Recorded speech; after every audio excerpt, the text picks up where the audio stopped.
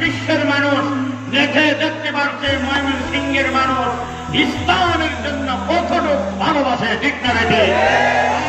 যদি কোনো মাহফিলে কোনো বক্তাকে যদি বাধা দেওয়া হয়, তাহলে আমি বলতে চাই এই তৌহিদি জনতা ভালোভাবে জবাব দিবে, ঠিক না বেঠে? সেই হাত আসবে মাহফিলের উপর, সেই হাত ভেঙে দেওয়া হবে, সেই পা সামনে আসবে, পা কুটিয়ে দেওয়া হবে।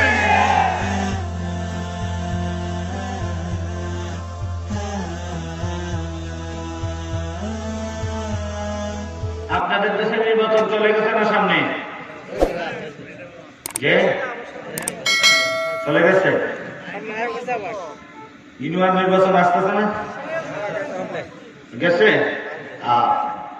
তাহলে এক কাপ চা, এমন তো চাও দেয় না, ওই ভোট লাগে না, ঠিক না ভাই? ঠিক। আরে আমার নিজের লোক, আমার মামা বলতেছে ভাই না এবছর সামনে আর ভোট লাগবে না। কি লাগবে না? ভোট লাগবে না। আমি ভোটের চিন্তা করি না। বাস্তব কথা, কথাটা বাস্তব না? সাধারণ চেয়ারম্যানের মেম্বারের এক কাপ চার আশায়, একটা রুটির আশায় চিল্লাইতে চিল্লাইতে পুরা এলাকার আকাশ বাতাস মুখরিত করে ফেলে। মানুষ ঘুমাইতে পারে না তাদের মিছিলের আওয়াজের কারণে, ঠিক না বেঠিক? এত আওয়াজ। যে মহান মনিব আপনি আমাকে সৃষ্টি করেছেন, আপনি আমাকে সৃষ্টি করার পূর্বে আপনি আমার সমস্ত প্রয়োজন তিনি রেডি করে আপনি আমাকে পাঠাইছে, সেই মনিবের জন্য আমরা শুকরিয়া আদায় করব। তাহলে তিনি সর্বোচ্চ আওয়াজের পাওনাদার, ঠিক না বেঠিক? এজন্য এই মজমার মধ্যে যত সমস্ত যুবক ভাইয়েরা আছেন, মুরব্বিয়ানে কেরাম আছেন, হযরত ওমর রাদিয়াল্লাহু তাআলা আনহুর মতো একটা হুঙ্কার দিয়ে আমরা সকলেই চিৎকার দিয়ে অন্তরের অন্তঃস্থল থেকে কালিমাতুল শুকর করি আলহামদুলিল্লাহ। ময়মনসিংহের মানুষ হলো সিংহ পুরুষ। সারা বাংলাদেশকে, সারা পৃথিবীর মানুষ জানে ময়মনসিংহ হলো ইসলামের ঘাঁটি, ময়মনসিংহ হলো কোরআনের ঘাঁটি, ময়মনসিংহ হলো তাবলীগ জামাতের ঘাঁটি, ঠিক না বেটি? দেশের মানুষের এই এত ছোট আওয়াজের আশা আমি করি না। সকলেই জুড়ে আমার সাথে উচ্চ কণ্ঠে বলেন নারায়ে তাকবীর। আল কোরআনের আলো, কোরআন সুন্নাহর আলো, নারায়ে তাকবীর। গত কিছুদিন আগে এই আল্লাহর কুতুবের নেতৃত্বে আপনাদের ময়মনসিংহ শহরে একটা জনসভা হয়েছিল। সেই জনসভায় নবীর প্রেমিক, আল্লাহর আশিকিন জাকিরিনদের দল নেমেছে। সারা বাংলাদেশ, সারা বিশ্বের মানুষ দেখে দেখতে পারছে ময়মনসিংহের মানুষ ইসলামের জন্য কতটুকু ভালোবাসে, ঠিক না বেঠে? আগামীতে যদি কোনো মাহফিলে কোনো বক্তাকে যদি বাধা দেওয়া হয়, তাহলে আমি বলতে চাই এই তৌহিদি জনতা ভালোভাবে জবাব দিবে, ঠিক না বেঠে? যে হাত আসবে মাহফিলের উপর, সেই হাত ভেঙে দেওয়া হবে, যে পা সামনে আসবে, পা গুটিয়ে দেওয়া হবে। তাই আপনারা প্রমাণ করছেন, ঠিক না বেঠি? নেতে দেখছি আমরা ঢাকাতে। ধন্যবাদ সেই ময়মনসিংহের মাদেরকে, সেই ময়মনসিংহের বাবাদেরকে। আপনারা জন্ম দিয়ে আপনারা ধন্য হয়েছেন, ঠিক না বেঠি? হযরত ওমর রাদিয়াল্লাহু তাআলা আনহু যখন ইসলাম গ্রহণ করলেন, সাফা পাহাড়ের পাশে নবীজি এক সাহাবীর বাড়িতে অবস্থান করেছিলেন। শুক্রবার সকালবেলা ওমর খোলা তরবারি নিয়ে রাসূল পাক সাল্লাল্লাহু আলাইহি ওয়াসাল্লামকে হত্যা করার উদ্দেশ্যে রওনা দিলেন। আল্লাহ, কত বড় জাহিল হলে একটা মানুষ নবীকে হত্যা করতে যায়। শুক্রবার সকালবেলা ওমর খোলা তরবারি নিয়ে রওনা দিয়েছে। রাস্তায় এক সাহাবীর সঙ্গে দেখা, হযরত আবু নাঈম রাদিয়াল্লাহু তাআলা আনহু। ওমরকে দেখে বলে, ওমর কোথায় যাও?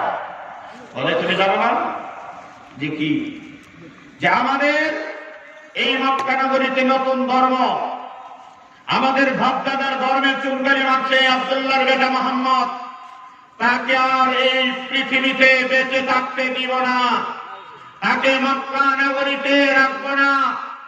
আমাদেরকে কিছুদিন পূর্বে বলেছে গার ধাক্কা দিয়ে হাত মটকে দিবে, পাকিস্তান আমাদেরকে পাঠায় দিবে। বলছে কি বলছে না? বেশি দিন যায় নাই, 2 হাত করজোর করে সেই আদালতে দাঁড়াইতে বাধ্য হয়েছে। ঠিক না?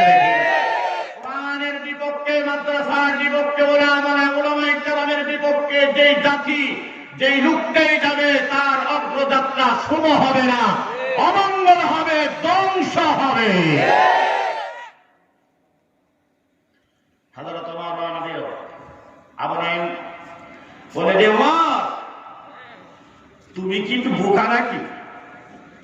এত বড় সাহস তোমার? মুসলমানরা এই পৃথিবীতে আল্লাহকে ছাড়া পৃথিবীর কোন তাগুত শক্তিকে ভয় করে না, কারো রাঙ্গা চক্ষুকে ভয় করে না, গুন্ডা পান্ডা মুসলমানদের সামনে টিকতে পারে না। মুসলমানরা খুদাই শক্তি নিয়ে ময়দানে ঝাঁপে পড়ে আল্লাহর বাগের সামনে শয়তানের ছাগল পালাইতে পারে না। ঠিক না? কার বাগের সামনে? আল্লাহর বাগ হল মুমিন মুসলমানেরা।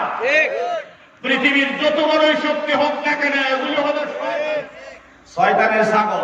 ঠিক না? হযরত ওমর বলে, হ্যাঁ কথাগুলি বেশি সুবিধার না, তোমার কণ্ঠটা দেখা যায় ইসলামের কিছু গন্ধ আসে। বলে ওমর, সত্য ধর্ম যদি হয়ে থাকে গ্রহণ করতে সমস্যা কিসের? ওমর তরবারি বের করেছে, বলে ফায়সালা করব তোমাকে, তারপরে মুহাম্মদকে কন্যা নাউজুবিল্লাহ। আল্লাহর নবীর সাহাবী ডেকে বলে, হে আবু নাঈম, তোমার ঘর তুমি সামলাও, তারপরে বাহির সামলাও। বলে এটা আবার কি করে? তোমার বোন এবং ভগ্নিপতি ইসলাম গ্রহণ করেছে, তুমি জানোনি? ওমর বলে, আর তোমার সঙ্গে কথা বলবো না। হযরত ওমর বোনের বাড়ির দিকে রওনা দিল। ওমরের বোনের নাম ছিল ফাতেমা। হযরতে ফাতেমা রাদিয়াল্লাহু তাআলা আনহা এবং তিনার স্বামী দুজন আল্লাহর নবীর সাহাবী হযরতে খাব্বাব রাদিয়াল্লাহু তাআলা আনহুর হাতে কোরআনে কারীম তেলাওয়াত শিখতেছেন। সুবহানাল্লাহ। হযরত ওমর বাড়িতে যখন ঢুকলো, পটপট আওয়াজ হলো। ঘরের দরজায় গিয়ে যখন ওমর নক করলো, দরজা খুলে দেওয়ার পূর্বে হযরতে খাব্বাব দরজা আড়ালে চলে গেল। ফাতেমা তার বোন কোরআনের সহিফাটাকে অন্যত্র আড়ালে রেখে দিল, যেন ওমর এই কোরআনকে দেখে যেন বেয়াদবি না করে। এবার ওমর ঘরের দরজায় দাঁড়াইয়া অপেক্ষা করেছিল। সেই অপেক্ষা সময়টুকু যে কোরআন শুনেছে, কোরআনের আওয়াজ তার দিলের ভিতরে গিয়েছে। আল্লাহ রাব্বুল আলামিনের কোরআনের এত বড় অ্যাকশন ওমরের ভিতরে কাজ করা শুরু করছে। সুবহানাল্লাহ। আগুন যখন লাগে দাউ দাউ করে উঠে, যতই নিবান তারপরও ভিতরে কিছু জ্বলে। ঠিক না? ঠিক। উপর দিয়ে ওমর কুবরা, কিন্তু ভিতরে কোরআন কাজ করা শুরু করে দিয়েছে। হযরত ওমর ঘরের ভিতরে দুইখা বোন এবং ভগ্নিপতিকে বসতে করে, কি সংবাদ পেলাম? ঘরের দরজায় দাঁড়াইয়া কি জানি আওয়াজ শুনতে পেলাম। বলে যে না, আমরা সংসারের স্বামী স্ত্রী আলাপ করেছিলাম। হযরত ওমর বলে, কথাগুলি চাপাইও না, কথাগুলি লুকাইও না আমার কাছে। আমি ভালো করে শুনতে পেরেছি তোমরা দুজন বদ্দিন হয়ে গেছে। কন্যা বদ্দিন বুঝেননি? অর্থাৎ মূর্তি পূজা চাই না, আমাদের বাপ-দাদার ধর্ম ছেড়ে দিয়ে তুমি ইসলাম ধর্মে তোমরা দীক্ষিত হয়েছ। ওমরের ভগ্নিপতি জবাব দিল, ওমর, সত্য ধর্ম যদি হয়ে থাকে তাহলে গ্রহণ করেছি, সমস্যা কিসের? এই কথা বলতে না বলতে ওমর তার ভগ্নিপতির উপর এমন ভাবে চাপিয়ে পড়ল, যেমন সিংহ কোন ষাঁড়ের উপর, কোন গরুর উপর যেরকম আক্রমণ করে এরকম ভাবে আক্রমণ শুরু করলো। উমরের অগ্নিবতী উমরের আঘাতে রক্তাক্ত হয়ে গেল। বোন পাশে দাঁড়াইয়া স্বামীর অবস্থা দেখে আর সহ্য করতে না পেরে স্বামীকে বাঁচানোর জন্য স্বামীর উপর যখন ঝাঁপায়া পড়ল, ওমর ক্ষিপ্ত হইয়া বোনকে এমন জোরে থাপ্পড় মারল, হাতের 5টা আঙ্গুল তার গালের মধ্যে ছাপ লেগে গেল, কালো দাগ হয়ে গেল। ওমর যখন বোনের দিকে তাকায় দেখে বোনের কানের পর্দা ফেটে রক্ত বের হওয়া শুরু হয়েছে। ওমরের ভিতরে একটা চেতনা আসছে, লজ্জা এসেছে, আমি কত বড় বোকা, আমি আমার বোনের সামনে আমার ভগ্নিপতিকে আমি প্রহার করছি, এমনকি আমার বোনের উপরও আমি আঘাত করছি। হযরত ওমর রাদিয়াল্লাহু তাআলা আনহু ওমর রাদিয়াল্লাহু তাআলা বলে যে কি তোমরা করেছে এত প্রহার করার পর বারবার তোমরা বলতেছো ওমর রে, যতই মারো না কেন, যতই রক্তাক্ত করো না কেন, দেহ থেকে প্রাণটা বের হতে পারে কিন্তু ঈমান বের হতে পারে না।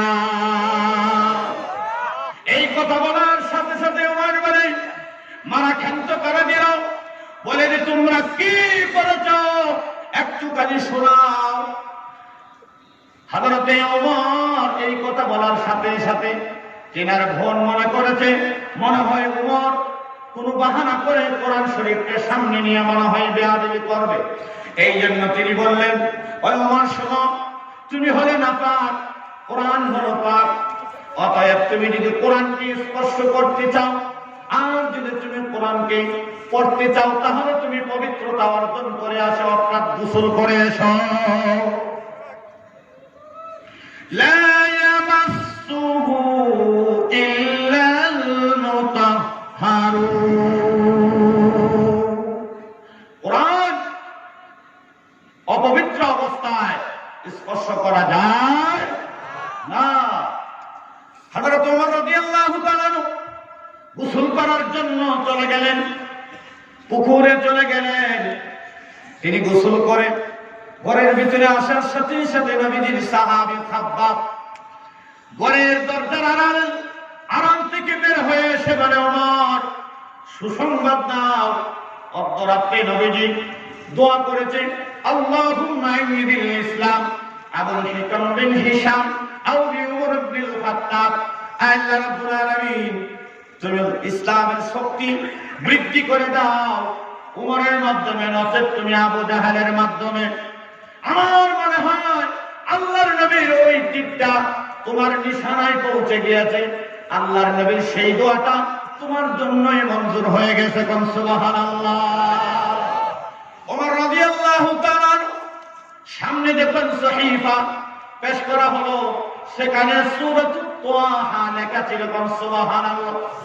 তাহা মা আনসালনা আলাইকাল কুরআনা লিতাশকা ইল্লা তাযকিরাতাল লিমান ইয়াখশা তানজিলাম মিম্মান খালাকাল আরদা ওয়াস সামাওয়াতিল উলা। আল্লাহু আকবার। কোরআন পড়া ওমর শুরু করলো আর চোখ দিয়ে এমন ভাবে পানি আসলো যেমন শ্রাবণের বৃষ্টির ধারার মতো ওমরের চোখ দিয়ে পানি বের হওয়া শুরু হয়ে গেল। ওমর কাঁদতে কাঁদতে দাঁড়িয়ে গুলি ভিজে গেল, সহিফার উপরে টপ টপ করে পানি পড়া শুরু হলো। ওমর বলে, বোন নাও সহিফাটা রাখো, আর বিলম্ব করবো না, অতি তাড়াতাড়ি নবী পাকের দরবারে নিয়ে আমাকে চলো। এক রাওয়ায়াতে আসছে বোন এবং বন্দিবতী সহ রাসূল পাক সাল্লাল্লাহু আলাইহি সাল্লামের দরবারে গেলেন। আর এক রাওয়ায়াতে আসছে উনি একাই চলে গেলেন। হযরত ওমর যখন নবীজির সন্ধানে গেল তখন নবীজি চাপা পাহাড়ের পাশে এক সাহাবীর ঘরে আল্লাহর নবী অবস্থান করছিলেন। হযরত ওমর যখন ওই ঘরের দরজায় গিয়ে যখন আঘাত করল, সাহাবায়ে কেরাম দেখে অবাক হয়ে গেল। ওমর এসেছে খোলা তরবারি নিয়ে, না জানি কোন বেয়াদবি করে।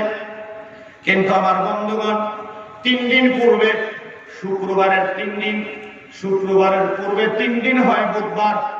বুধবারে সাইয়্যিদুশ শুহাদা, বিশেষ করে যুবকদেরকে বলবো, হে যুবক, যাকে সাইয়্যিদুশ শুহাদা, সমস্ত শহীদদের সর্দার হযরতে হামজা উহুদের প্রান্তে শুয়ে আছে। কোন সুবহানাল্লাহ। আল্লাহ পাক আমাকে দেখাইছে ওই কবর আমি জিয়ারত করেছি। সাইয়্যিদুশ শুহাদা ইনদাল্লাহি হামজা, হযরতে হামজা রাদিয়াল্লাহু তাআলা সেই উহুদের প্রান্তরে শুয়ে আছেন।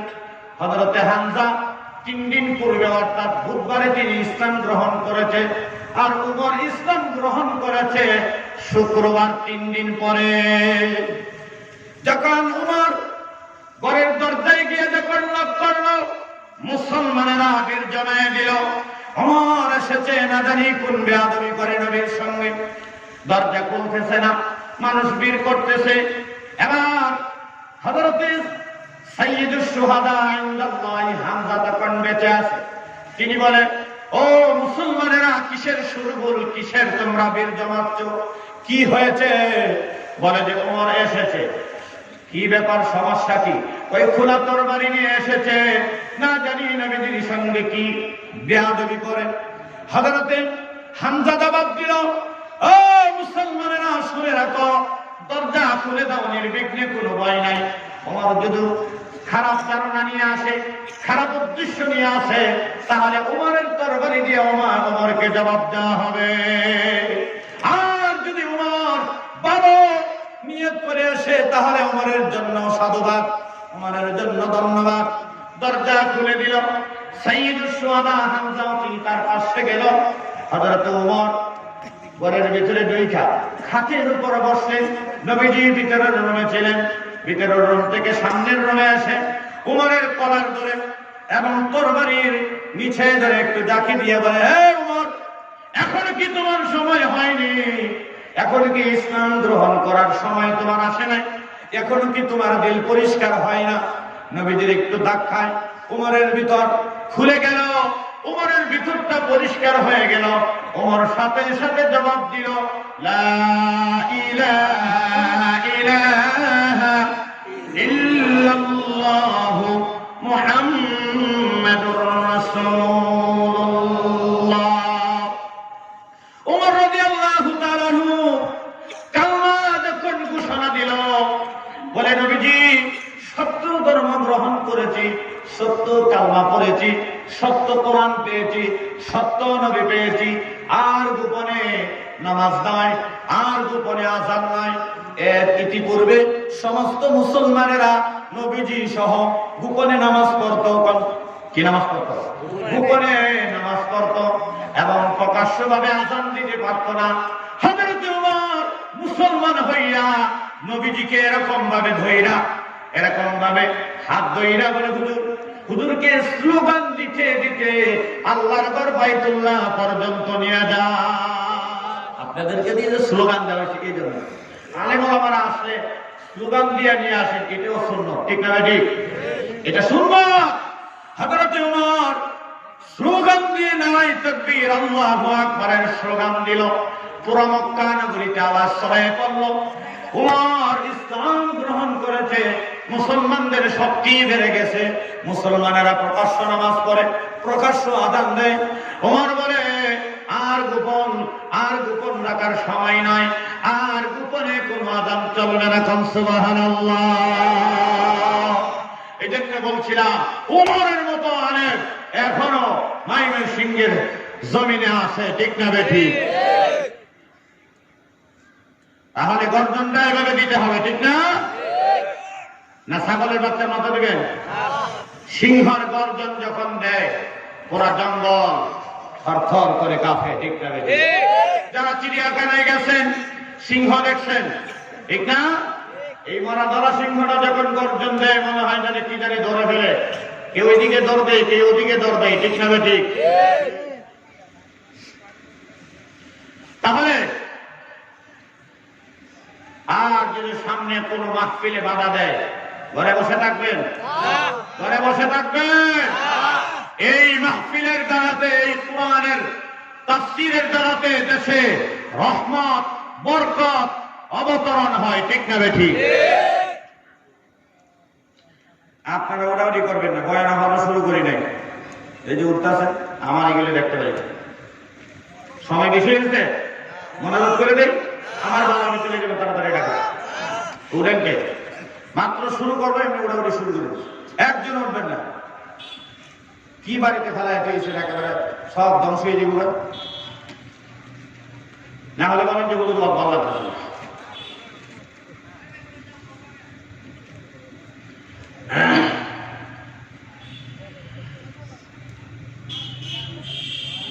কারণ আমাদের বৃহত্তর ময়মনসিংহের সিস্টেম হলো প্রধান বক্তারা দেয়া করে লাস্টে গাই।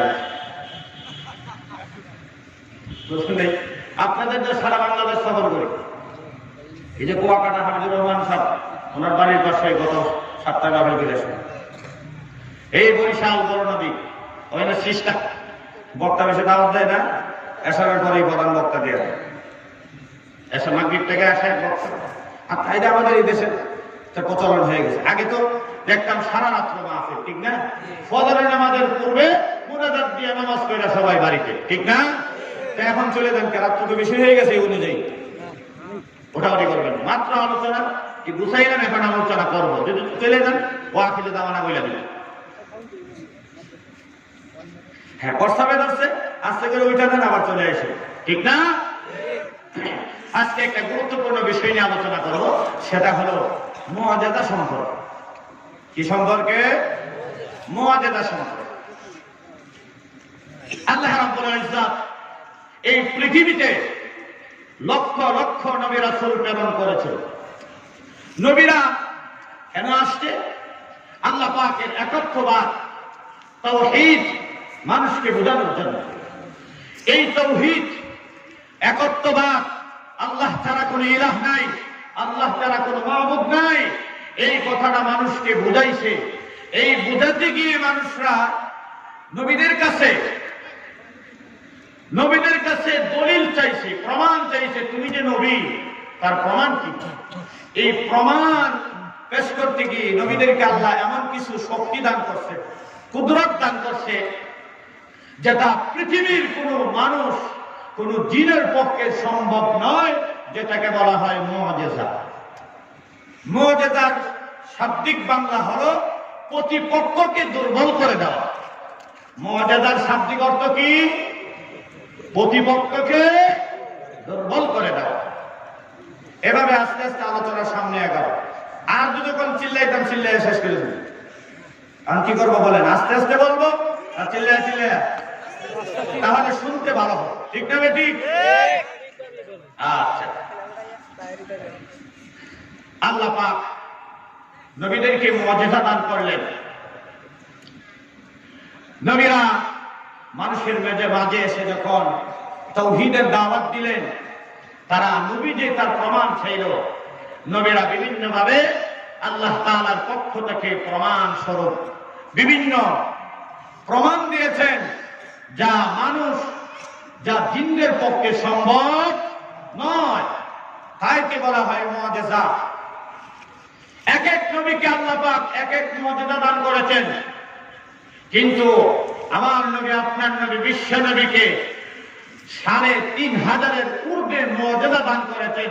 সবচেয়ে বড় মুআজিজা হলো এই কুরআনুল কারীম। চিল্লায়া বলেন, সবচেয়ে বড় মুআজিজা কোরআন। আলোচনা আসতেছে ইনশাআল্লাহ। আল্লাহ রাব্বুল আলামিন পৃথিবীর সর্বপ্রথম নবী, সর্বপ্রথম মানুষ হযরত আদম আলাইহিস সালামকে যে মুআজিজা দান করেছিলেন, আল্লাহ পাক তিনার স্ত্রী, সমস্ত পৃথিবীর মানুষের মা, তিনার নাম হযরত হাওয়া আলাইহিস সালাতু ওয়াস সালাম। আল্লাহ পাক কোরআনে কারীমের মধ্যে বলেছেন, ওয়া ইয ক্বালা রাব্বুকা লিল মালাইকাতি ইন্নী জাঈলুন ফিল আরদি খলিল।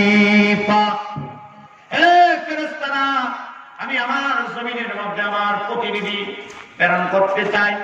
ফেরেশতারা জবাব দিয়েছিল ওয়াসফিকুদ দিমা, তারা রক্তপাত করবে, মারামারি করবে, কাটাকাটি করবে। আল্লাহ তাআলা বলেছিলেন আলা ইন্নী আ'লামু মা লা তা'লামুন, হে ফেরেশতারা আমি আল্লাহ পাক যা জানি তোমরা জানো না। ফেরেশতারা তখন বলেছিলেন ক্বালু সুবহানাকা লা ইলমা লানা ইল্লা মা 'আল্লামতানা। রব্বুল আলামিন আমরা কেবল তোমার প্রশংসা করি, আমাদেরকে আপনি যা শিক্ষা দেন তাই আমরা জানি, আর বেশি আমরা কিছু জানি না। আদম আলাইহিস সালামকে আল্লাহ পাক বিশেষ মর্যাদা দান করেছিলেন, সেটা হলো তিনার স্ত্রী আপনি আমার মা হযরতে হাওয়া থেকে যমক সন্তান হয়তো, যমকের মধ্যে একটা ছেলে সন্তান একটা মেয়ে সন্তান, সুবহানাল্লাহ। এভাবে দ্বিতীয়বার আবার একজন কন্যা সন্তান একজন ছেলে সন্তান। পৃথিবীতে মানুষ বাড়ার প্রয়োজন আছে, মানুষ বাড়ার জন্য বিবাহ শাদীর প্রয়োজন আছে, ঠিক না ঠিক? বিবাহ ছাড়া যদি সন্তান হয় তাহলে তাকে সমাজের মধ্যে সম্মান দেয় না, তাকে যারা সন্তান বলে, ঠিক না ঠিক? আল্লাহ রাব্বুল আলামিন বিধান জারি করলেন ও আদম আপনার স্ত্রীর গর্ভ থেকে যমক দুই সন্তান হবে, তারা হলো সহোদর ভাই বোন, তাদের মধ্যে বিবাহ বন্ধন নিষেধ, হারাম। এরপরে আবার পরের বারে যে দুই সন্তান হবে, প্রথমবারের মেয়ে দ্বিতীয়বারের ছেলে, দ্বিতীয়বারের মেয়ে প্রথমবারের ছেলের সঙ্গে বিবাহ হবে। সুবহানাল্লাহ। ইনাকে আল্লাহ পাক বিশেষ এই মর্যাদা দান করেছিলেন। আর কয়েকটা মর্যাদা দান করেছিলেন। তিনার ছেলে হযরতে শীশ আলাইহিস সালাতু ওয়াস সালামকে আল্লাহ পাক বিশেষ মর্যাদা দান করেছিলেন, সেটা হলো তিনার মাধ্যমে আল্লাহ পাক এই পৃথিবীতে জান্নাতি ফল প্রেরণ করেছিলেন, জান্নাতের হুর পৃথিবীতে আগমন করেছিলেন। আদম আলাইহিস সালাতু ওয়াস সালাম 1000 বছর থেকে আরো বেশি হায়াত পেয়েছিলেন। তিনি যখন অন্তিম সজ্জায় হয়ে গেল, তিনার সমস্ত সন্তানদেরকে ডেকে বললেন ও আমার সন্তানেরা, আমার মনে হচ্ছে আমি আর এই পৃথিবীতে বেশি দিন বেঁচে থাকবো না। আমার মনের আকাঙ্ক্ষা, আমার মনের ইচ্ছা হলো আমি জান্নাতি ফল খাবো। সমস্ত সন্তানেরা, সমস্ত আদমের সন্তানেরা হয়রান হয়ে গেল, দুনিয়াতে জান্নাতি ফল কি করিয়া বাবার সামনে পেশ করে আর কোথায় পাই? দুনিয়াতে জান্নাতি ফল পাওয়া সম্ভব না অসম্ভব? চিল্লায় বলেন সম্ভব না অসম্ভব? সকলকে ডাইকে যখন বললেন, তিনার সন্তানদের মধ্যে হযরতে শীশ, আল্লাহ পাক আদম আলাইহিস সালাতু ওয়াস সালামের পরে আল্লাহ পাক শীশকে নবী বানাইলেন। তিনি 2 রাকাত নামাজ পড়ে আল্লাহর কাছে যখন দোয়া করলেন, রব্বুল আলামিন আমাদের পিতা হযরতে আদম জান্নাতি ফল খাওয়ার জন্য আমাদের কাছে আবদার করেছেন, আয় আল্লাহ তুমি জান্নাতি ফলের ব্যবস্থা করে দে। শীশ আলাইহিস সালাতু ওয়াস সালাম দোয়া করা শেষ, আল্লাহ রাব্বুল আলামিন জান্নাতি একটি হুর দিয়ে একটি খনসা ভরপুর করে সবুজ রুমাল দিয়ে ডাইখা আদম আলাইহিস সালাতু ওয়াস সালামের কাছে ফল পাঠায়া দিল। সুবহানাল্লাহ। এই হলো শীশ পয়গম্বরের বিশেষ মর্যাদা। আল্লাহু আকবার। তারপরে নবী হলেন হযরতে ইদ্রিস আলাইহিস সালাতু ওয়াস সালাম। আল্লাহ পাক কোরআনে কারীমের মধ্যে বলেছেন ওয়াযকুর ফিল কিতাবি ইদ্রিস ইন্নাহু কানা সিদ্দীকান নাবিয়্যা ওয়া রাফা'নাহু মাকানান আলিয়্যা। আল্লাহু আকবার। হে নবী স্মরণ করুন, পয়গম্বর ইদ্রিস তিনি সত্যবাদী ছিলেন। আল্লাহু আকবার। আল্লাহ পাক তিনাকে উচ্চ মাকামে উঠাইছেন, আল্লাহ পাক তিনাকে নবুয়তি দান করেছেন, ইজ্জত দান করেছেন, আল্লাহ পাক তিনাকে সশরীরে দ্বিতীয় আসমানে রেখেছেন। সুবহানাল্লাহ। ইদ্রিস আলাইহিস সালাতু ওয়াস সালামের বিশেষ মর্যাদা হলো তিনার জামানায় সর্বপ্রথম অঙ্ক বিদ্যা আল্লাহ পাক পৃথিবীতে অবতরণ করেন। সুবহানাল্লাহ। অঙ্কবিদ্যা ইতিপূর্বে ছিল না। এমনকি তিনার জমানায় তিনি যখন দুনিয়াতে ছিলেন সারা পৃথিবীতে ৭০টা ভাষা ছিল।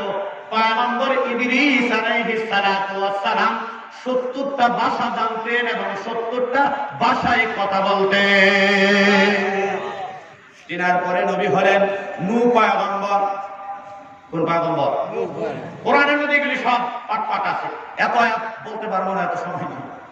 হযরত নূহ আলাইহিস সালাতু ওয়াস সালাম ৯৫০ বছর দাওয়াত দিলেন, ১৫৫০ বছর হায়াত পাইলেন। রাতে দিনে তিনার জাতিকে তাওহীদের যখন দাওয়াত দিলেন, ক্বালা রাব্বি ইন্নী দাআউতু কওমি লাইলান ওয়া নাহারা ফালাম ইয়াজিদুহুম দুআই ইল্লা ফিরারা। নূহ আলাইহিস সালাতু ওয়াস সালাম রাতে দিনে তিনার কওমকে ৯৫০ বছর দাওয়াত দেওয়ার পর কেবলমাত্র আল্লাহ রাব্বুল ইজ্জত তাদের এতগুলি মানুষের মধ্যে থেকে কেবলমাত্র ৮০ জন ঈমান নসিব হলো।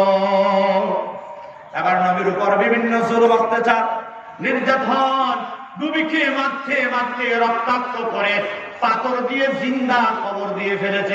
নাউযুবিল্লাহ।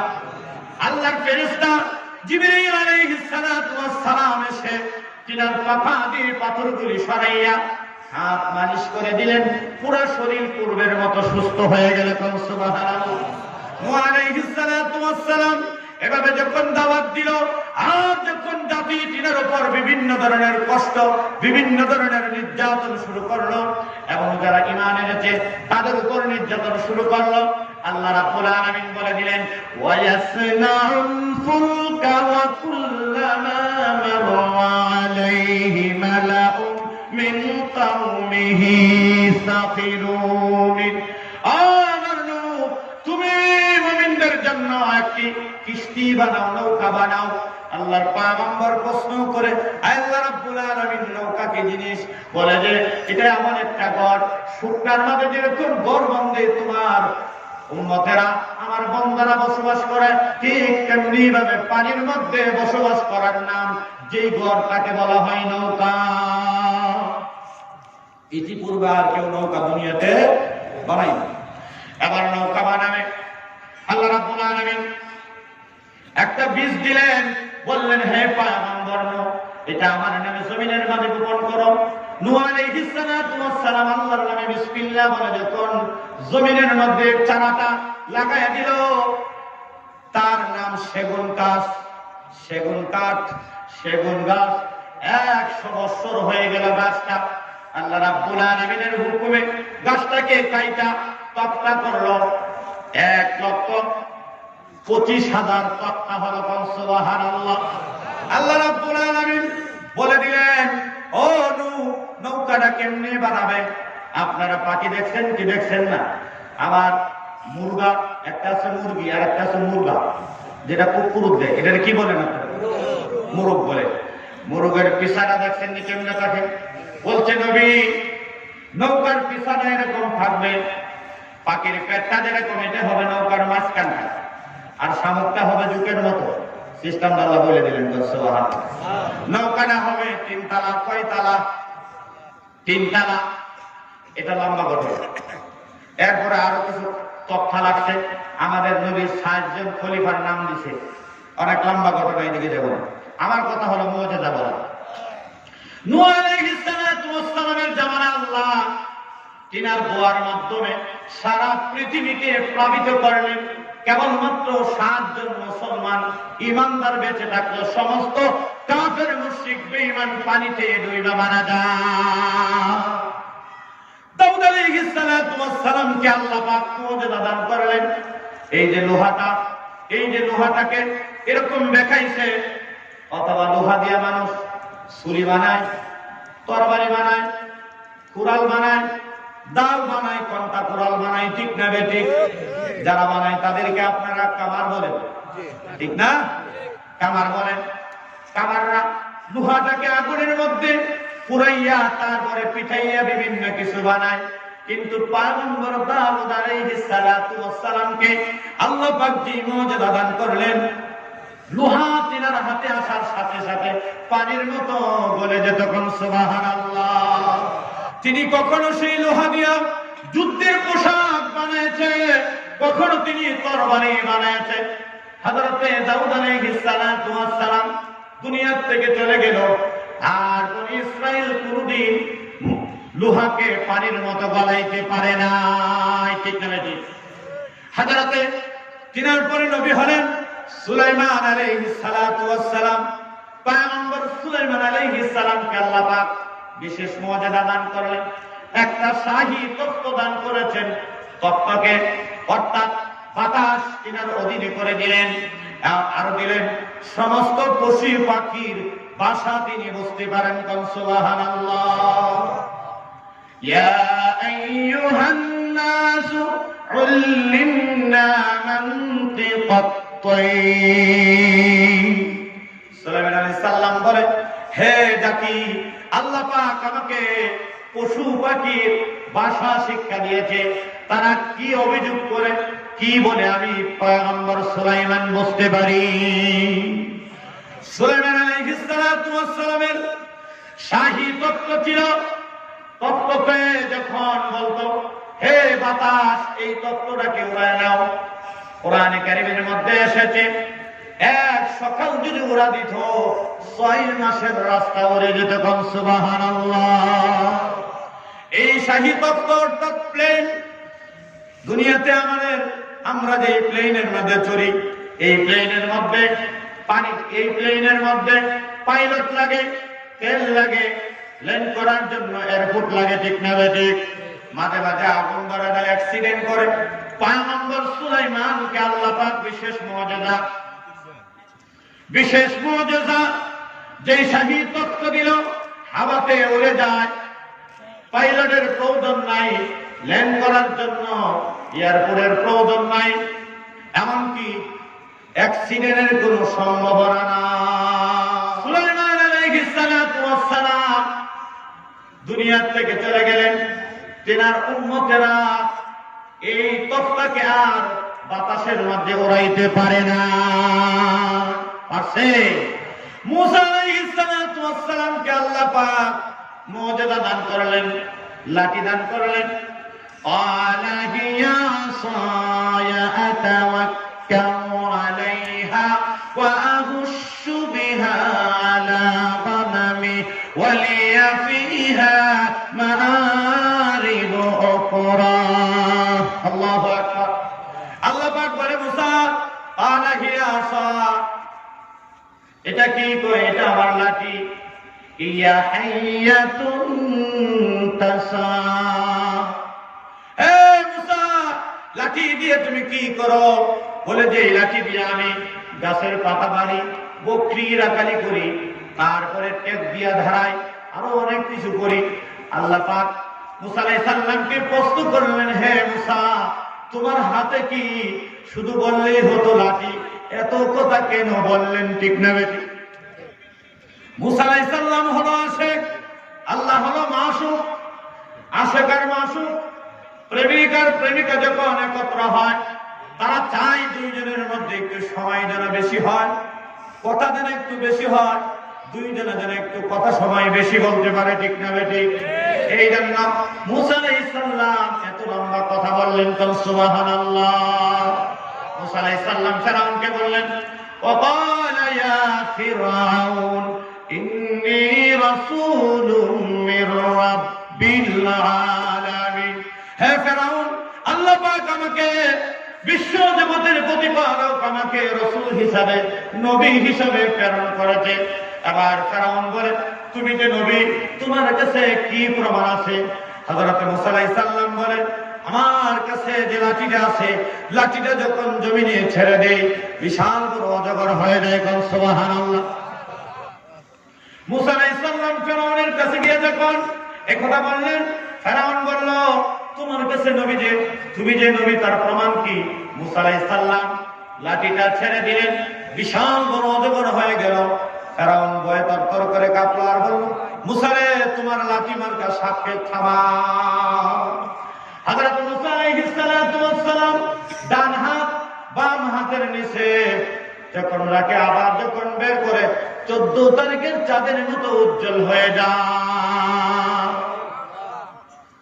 এই মুজিজা নিয়ে যখন ফেরাউনের কাছে বলল, ফেরাউন বলে এটা তো একটা প্রকাশ্য জাদু। অতএব হে আমার মন্ত্রী পরিষদ শুনো, এই মুসার সঙ্গে আমার মোকাবেলা হবে।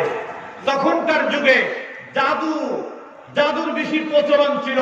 সেই জাদুকে দুর্বল করার জন্য আল্লাহ পাক কুদরত মুজিজা দান করলেন মুসা আলাইহিস সালামকে। লাঠি কর সুবহান। মুসা আলাইহিস সালাতু ওয়াস সালাম লাঠি দেখালেন। ফেরাউন বলে তোমার সঙ্গে আমার খেলা হবে। কি হবে? কিছুদিন আগে একজন লোক বলেছিল আলেমদেরকে খেলা হবে, আসো। ঠিক না? ঠিক কিনা? ওনার এলাকাতে সেই মামুন সাহেব গিয়ে মাহফিল করে আসে।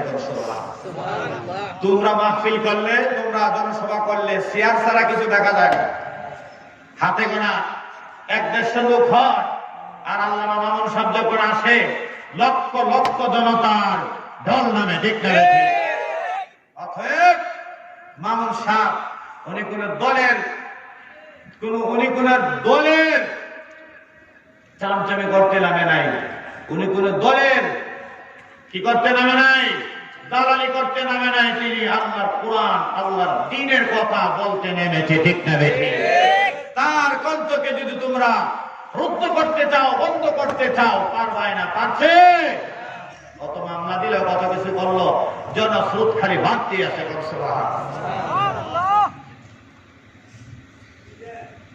আল্লাহু আকবার।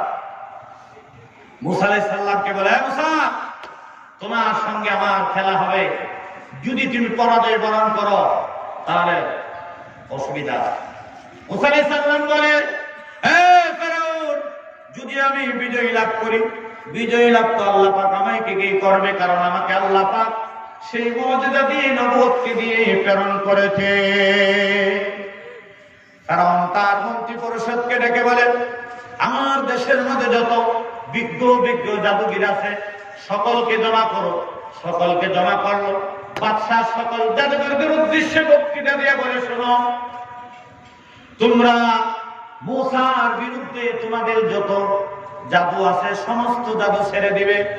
আগামী মাসের 10 তারিখ, একটা কথা বলবো, আগামী মাসের মার্চের 10 তারিখ কোথায় হবে?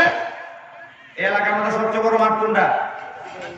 হ্যাঁ, যাই হোক, অমুক মাঠে হবে। এটা কথার কথা। এবার মুসা আলাইহিস সালাম আসলেন একা, 70,000 জাদুগির আসে। কত?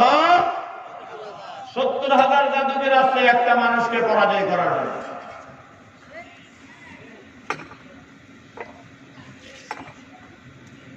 আল্লাহু আকবার। জাদুগিররা বাদশাকে বলে, বাদশা, আমরা যদি বিজয় লাভ করি তাহলে আমাদেরকে কি দিবেন?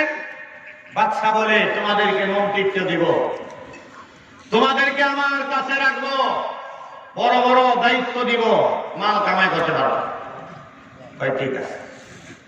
মুসা আলাইহিস সালাম আসলেন, 70,000 জাদুগির, 70,000 জাদু নিয়ে আসে। তারা এসে বলে, মুসা ফাআলকাহু, এ মুসা ঢেলে দাও। মুসা আলাইহিস সালাম বলে, না, আমি ঢালবো না, তোমরা সর্বপ্রথম ঢালো, তোমাদের সাথে আমার পাল্টা জবাব হবে। 70,000 জাদুগিররা, 70,000 সাপ, সিংহ, বাঘ, ভাল্লুক বিভিন্ন কিছু বানাইয়া যখন ছেড়ে দিল, সবগুলি একসঙ্গে মুসা আলাইহিস সালামের দিকে আসা শুরু হলো। আল্লাহ পাক বলেন, লা তাখাফ, হে মুসা, ভয় পেও না, খুজহা, হে মুসা, আমি তোমাকে যেই লাঠি দিয়েছি, লাঠিটা ছেড়ে দাও। মুসা আলাইহিস সালাম আল্লাহর নামে যখন জমিনের মধ্যে লাঠি ছেড়ে দিল, 70,000 জাদুগিরের সমস্ত জাদু খাইয়া এবার ফেরাউনের দিকে রওনা দিচ্ছে। কিতাবের মধ্যে এসেছে, ফেরাউন 40 দিন পরে একবার পায়খানা করত। ওই সাপ দেখা ফেরাউন 40 বার বাথরুম করেছে, পায়খানা করছে, নাউজুবিল্লাহ। 70,000 জাদুগির একসঙ্গে কালমা পড়ে মুসলমান হয়ে গেল, কোন সুবহানাল্লাহ। 70,000 জাদুগির একসঙ্গে ঘোষণা দিল, পড়েন লা ইলাহা ইল্লাল্লাহ, পড়েন লা ইলাহা ইল্লাল্লাহ মুসা মুসা কালিমুল্লাহ। ফেরাউন বলে বিপদ হয়ে গেল। 70,000 মানুষ একসঙ্গে এক মাত্রার মধ্যে ঘোষণা দিল। এখন ফেরাউন বলে এখন কি করব? ফেরাউনের এক একান্ত বন্ধু ছিল শয়তান হামান, তার কথা কোরআনে আসছে। হামান বলে বন্ধু চিন্তা কইরো না, আমার কাছে যে বুদ্ধি আছে, বর্তমান যুগে হামানের মতো নব হামান আছে কি নাই? ইসলামের বিরুদ্ধে এমন এমন কিছু কথা তারা বের করে, ঠিক না বেঠিক?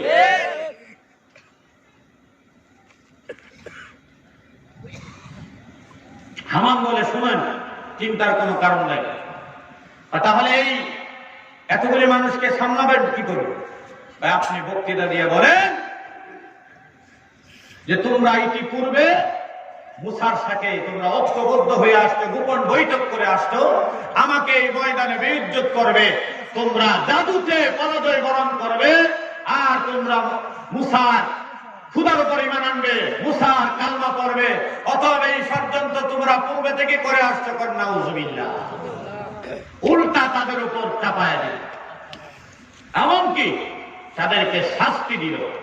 কিন্তু ঈমান যাদের ভিতরে ঢুকেছে, যতই মারে ধরে কাঠে, ঈমান তার ভিতর থেকে যায় না, ঠিক না বেঠি? এই কিছুদিনের ভিতরে আপনারা পত্র পত্রিকায়, মিডিয়া, টিভির চ্যানেলে দেখেছেন কয়েকজন আল্লাহর গোলাম নবীর আশিক, খুদার দুশমন নাস্তিক কয়েকজনকে হত্যা করেছিল। তারা আল্লাহকে গালি দিয়েছিল, নবীকে গালি দিয়েছিল, সেজন্য কয়েকজন যুবক তাদেরকে আক্রমণ করেছিল, এতে তারা মারা গেছে। কিন্তু আমার দেশের আদালত এদের মধ্যে কয়েকজনকে ফাঁসির হুকুম দিছে, আরেকজনকে যাবজ্জীবন দণ্ড দিছে। এই হলো আমার দেশ বাংলাদেশ, যে দেশে 95% মুসলমান, সেই দেশে নবীর প্রেমিককে, আল্লাহ বন্ধুকে ফাঁসির রায় দেয়, ঠিক না বেশি?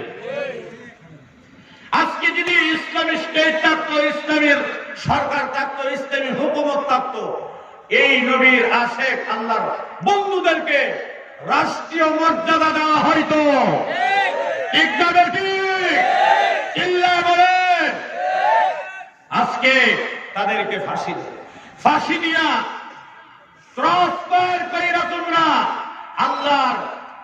আল্লাহর বন্ধুত্ব, আল্লাহর বন্দাদের থেকে কমাইতে পারবে না। নবীর প্রেমিকদেরকে, নবীর প্রেম তাদের অন্তর থেকে মুছে দিতে পারবে না, ঠিক না বেঠি? যতই পোড়াও, মারাও, যতই মামলা দাও, যতই ফাঁসির কাস্তে ঝুলাও, ঈমান তাদের বাড়বে। ভয় লাগতেছে? ভয় আছে? ভয় করবো কাকে? চিল্লে বলে মরতে হবে, ঠিক না বেশি? শিকারের মতো 1000 বছর বেঁচে থাকার কোন লাভ নাই, সিংহের মতো 1 ঘন্টা বেঁচে থাকা উত্তম। শাহাদাতের মওত হলো পৃথিবীর শ্রেষ্ঠতম মওত। শাহাদাতের মওত কেবলমাত্র একটা সেতু, ওপারে জান্নাত, আবার মৃত্যু। আল্লাহ নবী বলেছেন, যার অন্তরের ভিতরে শাহাদাতের তামান্না নাই, তার মওতটা হবে মুনাফিকের মওত।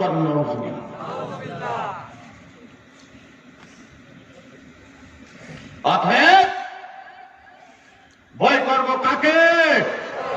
আল্লাহ।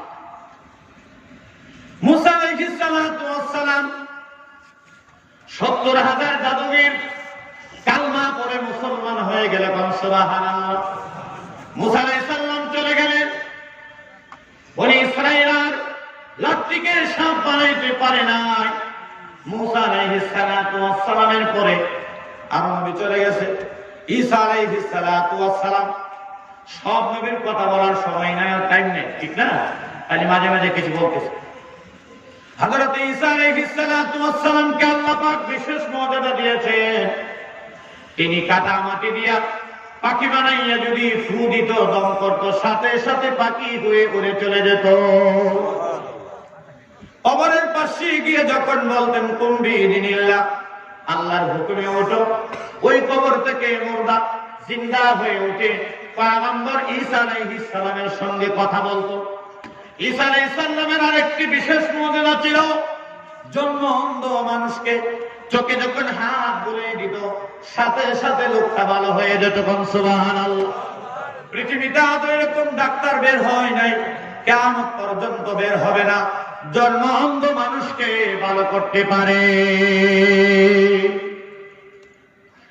এবার ঈসা আলাইহিস সালাম পর্যন্ত কিছু কিছু নবীদের মর্যাদার কথা বললাম। আমাদের নবীর মর্যাদা আছে কি নাই? আছে কি নাই? ৩৫০০-এর ঊর্ধ্বে নবীদের মর্যাদা। আল্লাহ নবী শাহাদাত আঙ্গুল উঁচু করে আকাশের চাঁদ দুটুকরা হয়ে যায়। ইকতারাবাতিস সাআতু ওয়ানশাক্কাল কমার। চাঁদ দ্বিখণ্ডিত হয়েছে, কিয়ামত নিকটবর্তী হয়েছে। সুবহানাল্লাহ।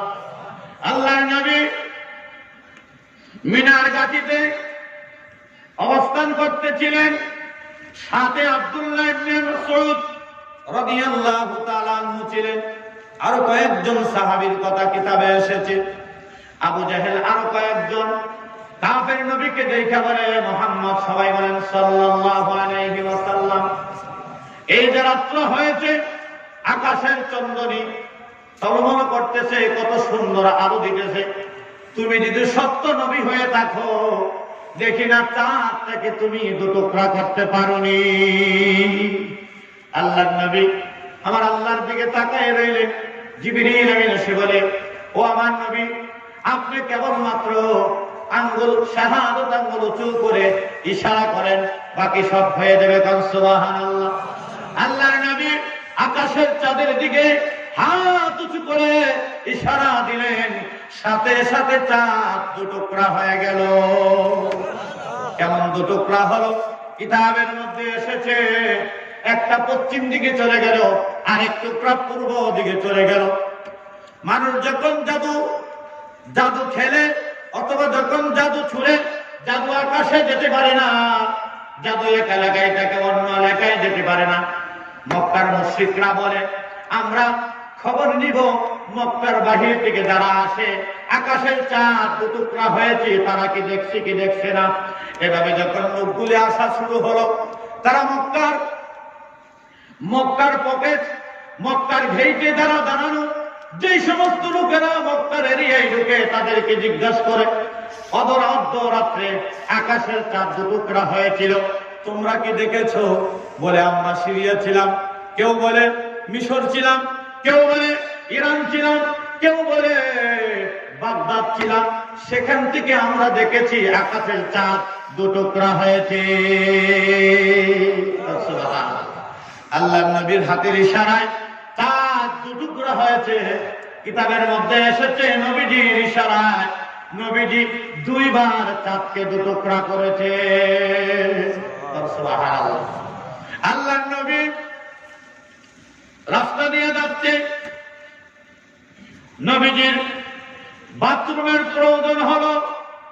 তখন এরকম বাথরুম ছিল না, বাথরুম করার জন্য গাছের প্রয়োজন। আড়ালে বসে নবীজি বাথরুম করবেন। তিনি দেখলেন অনেক দূরে 2টি গাছ, ইশারা করলেন, গাছ দুটো চলে আসলো নবীজির সামনে।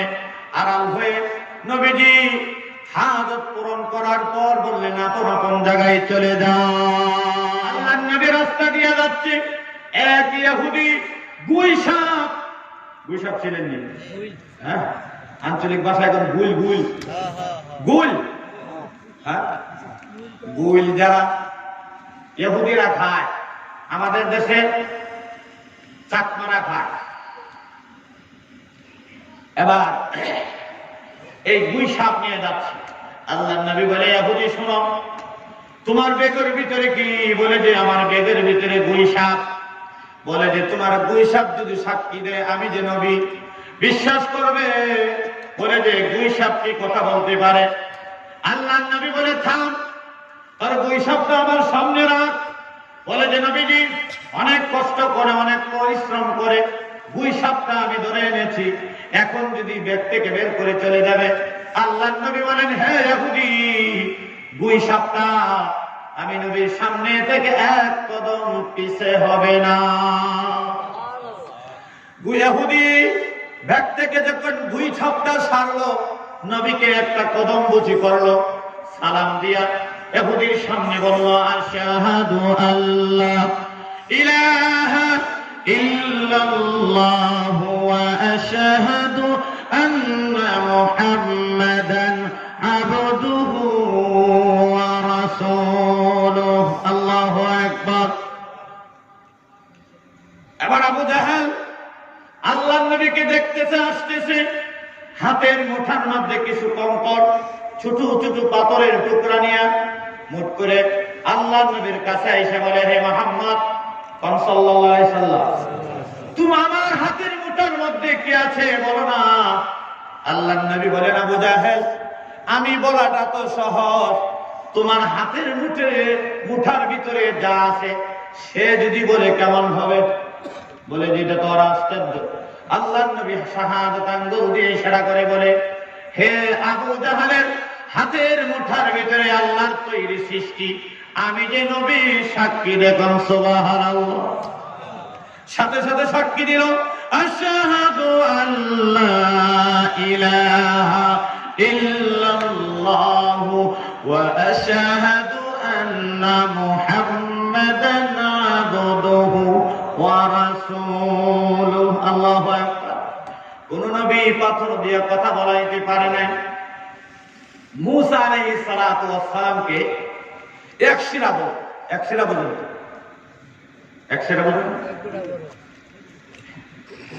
বলেন, না? পুরুষের দুইটা কি থাকে? অন্ডকোষ থাকে। এটাকে অনেকের একটাও থাকে, ঠিক না? মুসা আলাইহিস সালামকে তারা বলতে এক শিরা। কেন? উনার জামানার লোকেরা একসঙ্গে উলঙ্গ হয়ে গোসল করত। উনি নবী, তাই তিনি আড়ালে গিয়ে গোসল করতেন। এবার তারা বলল, মুসা মনে হয় সমস্যা, এই জন্যই আমাদের সামনে কাপড় খুলে দেয়। মুসা আলাইহিস সালাম একটা পাথরের উপর কাপড়গুলি রাখে যখন পানিতে নামলেন, পাথর দিছে দৌড়, মানুষের সামনে দিয়া দৌড় দিছে। মুসা আলাইহিস সালাম গোসল থেকে উল্টে দৌড় দিলে, এই পাথর আমার কাপড় নিয়ে যাস কোথায়? এখন সবাই দেখতে পারলো যে মুসার কোন সমস্যা। মুসা আলাইহিস সালাম কথা বলতে পারছে, কিন্তু আমার নবী আপনার নবীর সাথে পাথর কথা বলছে। এই যে আলোচনা করতেছি, কি ভালো লাগতেছে না? এই যে উঠলো, আগে তো বলছি ওয়াজ নাহলে পাল্টাই দেয়।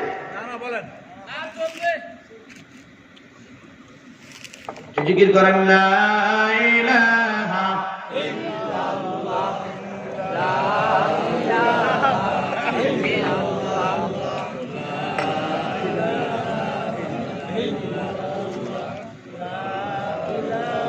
বাকিরা কি? আপনারা কি আজকে রাত্রে খান নাই? আওয়াজটা এত কম কেন? জোরে, লা ইলাহা ইল্লাল্লাহ, লা ইলাহা ইল্লাল্লাহ, লা ইলাহা ইল্লাল্লাহ মুহাম্মাদুর রাসূলুল্লাহ।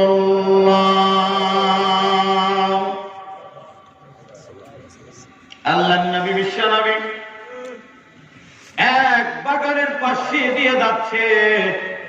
বাগানের ভিতরে কয়েকটা উট ছিল। উটের মালিক উটগুলিকে খুব ভালো করে কাজ দিত, কিন্তু তাদের পেট ভরে খাবার পানি দিত না। তাই উটগুলি অতিরিক্ত হইয়া মালিককে কামড়ায়, মালিক কাছে যেতে পারে না। মালিককে দেখলেই দৌড়ে আসে কামড় দেওয়ার জন্য। মালিক ভয়ে উটগুলির কাছে যায় না, বাগানে যেতে পারে না। আল্লাহর নবী যখন বাগানের পাশে দিয়ে যাচ্ছে, ওই লোকটা দৌড়ে আসে, বলে নবীজি আমার বাগানের ভিতরে একটু তাসিক রাখেন। আর উটগুলি আমাকে দেখলে কামড়াতে আসে, আমি বাগানে ঢুকতে পারি না, কাজ করতে পারি না। আল্লাহর নবী বাগানে ঢুইকা উটগুলি যখন নবীকে দেখলেন, মাথা উঁচু করে নবীজির কাছে দৌড়ে আইসা আল্লাহর নবীর পা মুবারকের মধ্যে সিজদা দিয়া মুখ উঁচু করে বলে, হুজুর আমাদের মালিকটা জালেম, আমাদেরকে খুব কাজ করায়, ভালো করে খানা পিনা দেয় না, আমাদেরকে খুব খাটায়, কষ্ট দেয়, খানা পিনা দেয় না। আল্লাহ নবী উটগুলির মুখের মধ্যে হাত বুলাইয়া দিয়া বললেন, ও আল্লাহর সৃষ্টি, শোনো শোনো, আল্লাহ পাক তোমাদেরকে মানব জাতির সেবার জন্য বানাইছে। আওয়ালাম ইয়ারাউ আন্না খালাকনা লাহুম মিম্মা আমিলাত আইদিনা আনআমান ফাহুম লাহা মালিকুন ওয়া فمنها ركوبهم ومنها يأكلون الله أكبر আল্লাহ রাব্বুল আলামিন বলেন, আওয়ালাম ইয়ারাল ইনসান, হে মানুষ তোমরা কি দেখো না, আওয়ালাম ইয়ারাও আন্না খালাকনা লাহুম, আমি তোমাদের জন্য এই চার পায়া পশুগুলি সৃষ্টি করেছি, তোমরা তাদেরকে ভালো করে খাটাও, তোমরা তাদেরকে দিয়ে হাল চাষ করো, বোঝা বহন করাও, এরপরে তোমরা মাঝে মাঝে এগুলিকে জবাই করে খাও, ঠিক না বেটি? উট, গরু, দুম্বা, আমরা বেড়া, ছাগল জবাই করে খাই কি খাই না? আল্লাহ নবী মালিককে ডাক দিয়া বললেন, শোনো মালিক, আল্লাহ পাক এগুলি আমাদের অধীনস্থ করে দিল, এগুলির হক আদায় করিও, তাদের সঙ্গে ভালো ব্যবহার করিও, অর্থাৎ তাদেরকে তুমি যতই কাজ নাও না কেন তাদের তৃপ্তি মতো খানা পিনা দিও। কোন সুবহানাল্লাহ। এইভাবে রাতকে রাত বললে নবীজির মর্যাদা শেষ হবে না। ৩,৫০০-এর ঊর্ধ্বে নবীজির মর্যাদা। কোন সুবহানাল্লাহ। নবীজির কাছে এক পেয়ালা দুধ আসছে। হযরত আবু হুরায়রা রাদিয়াল্লাহু তাআলা ৩ দিনের উপবাস, নবীজির পিছনে পিছনে আয়েশা হুজুরের ঘরে ঢুকে জিজ্ঞেস করে, নবীজি আয়েশা ঘরের ভিতরে কি আছে? বললেন, নবী পাশের বাড়ি থেকে এক আনসারী সাহাবী আপনাকে এক পেয়ালা দুধ হাদিয়া দিয়েছে।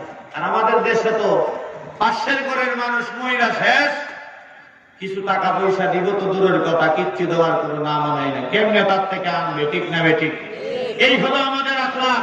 নবীজি বলেন, ও মুসলমান, তুমি গুস্ত পাকায়েছো, জুলটা বেশি দাও, তোমার পড়শিকে, তোমার প্রতিবেশীকে গুস্ত নাও দিতে পারলে কমপক্ষে একটু জুল দাও। পাড়া প্রতিবেশী মহিলা শেষ, অসুস্থতায় শেষ, আমি হাজি সাহেব, গাজী সাহেব, মাওলানা সাহেব, কোনো খবর নেই, ঠিক কিনা? এই হলো আপনি আমার আদর্শ, এটাই কি মুসলমানের আখলাক? আল্লাহর নবী আবু হুরায়রাকে বললেন, আবু হুরায়রা, আসহাবে সুফফা যারা হজ করছেন, উমরা করছেন, নবীজির রওজার পিছনে হলো আসহাবে সুফফা, এই স্টেজটা সমান প্রায় ৭০-৭২ জন সাহাবী বলছে, যাও তাদেরকে ডাকো। আবু হুরায়রা চিন্তা করে, মনে মনে ভাবছিলাম নবীজি মনে অর্ধেক খাইয়া আর অর্ধেকটা আমারে দিব। এখন যেহেতু আসহাবে সুফফার মধ্যে এতগুলি লোককে ডাকতে বলছে, আল্লাহ জানে আজকে কি দুধের কুড়া একটা কপালে পড়ে কিনা। আল্লাহর নবী সমস্ত সাহাবায়ে কেরামদেরকে ডাকতে বললেন। এই হলো নবীজির, এই হলো আসহাবে সুফফা, এই যে পিলারটা এত টাকা ফাঁক, এরপরে হলো নবীজির হুজরা। তারা যখন হুজরাতে ঢুকলো, বললো তোমরা সারিবদ্ধ ভাবে বসো, দস্তরখানা বিছাইয়া দিলেন। আল্লাহর নবী আবু হুরায়রাকে বললেন, এক প্রান্ত থেকে বিসমিল্লাহ বলে সকলকে দুধ পান করাও। আল্লাহর নবী দুধের পেয়ালার মধ্যে শাহাদাত আঙ্গুল ডুবাইয়া দিলেন, সকলকে তৃপ্তি সহকারে দুধ পান করাইয়া বলে আবু হুরায়রা আর বাকি আছেনি? বলে যে না হুজুর, আপনি আর আমি বাকি আছি। আল্লাহর নবী বলেন আবু হুরায়রা পান করো। পান করছে। আল্লাহর নবী বলেন আবার পান করো। বলে হুজুর পান করলাম। এবার বলে আবু হুরায়রা আবার পান করো। বলে হুজুর আমার গলা পর্যন্ত চলে আসছে, নড়াচড়া করলে বের হয়ে যাবে। আল্লাহর নবী এক পেয়ালা দুধ এক কলা দুধেই রয়ে গেল। আল্লাহর নবী যুদ্ধের ময়দানে গেছে, সাহাবায়ে কেরামের পানির প্রয়োজন, পানি নাই। এক সাহাবীকে ডাকলেন, তোমাদের কাছে কার কাছে পানি আছে? বলে হুজুর একজনের কাছে 2 কেজি পানি আছে। বলে যে নিয়ে আসো। আল্লাহর নবী ওই পানির মধ্যে শাহাদাত আঙ্গুল ডুবাইয়া সমস্ত সাহাবীদেরকে ডেকে বললেন, তোমরা তোমাদের মশক, তোমাদের বালতি, তোমাদের ডাম ফোরাও, তোমাদের পশুগুলিকে পানি খাওয়াও, তোমরা গোসল করো, পশু পাখিকে গোসল করাও। সকলের তৃপ্তি মতো পানি হয়ে গেল। সকলের তৃপ্তি মতো সকলের প্রয়োজন মিটে গেল। যেই 2 কেজি পানি সেই 2 কেজি রয়ে গেলে এই হলো বরকত। এই হলো নবীদের মুআজিজা। এভাবে নবীদের 3500-এর ঊর্ধ্বে মুআজিজা আছে। সবচেয়ে বড় মুআজিজা হলো কুরআনুল কারীম। আল্লাহর নবী কোরআনে কারীমের মধ্যে আরেকটি মুআজিজার কথা আছে। এই মাসটা হলো রজব মাস। এই রজব মাসের 27 তারিখ আল্লাহর নবী 24 তারিখ দিবাগত দিনগত রাত্রে 27 তারিখে আল্লাহর নবী মেরাজ করেছেন। মেরাজটা হলো নবীদের উল্লেখযোগ্য আরেকটি মুআজিজা।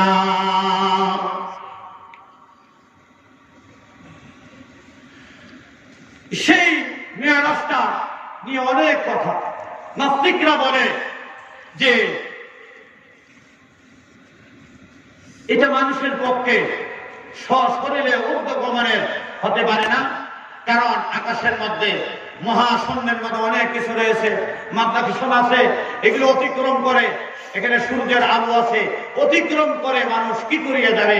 আচ্ছা মনে করলাম একটা মানুষ গেলই আবার জীবিত জিন্দা কি করিয়া ফিরে আসে?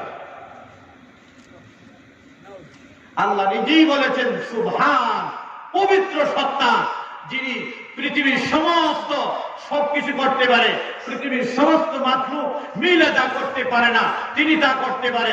তিনি পবিত্র, সকলের অক্ষমতা থেকে তিনি পবিত্র, তিনি হলেন সুবহান। মেরাজটা হলো নবীজির একটি বিশেষ মুআজিজা।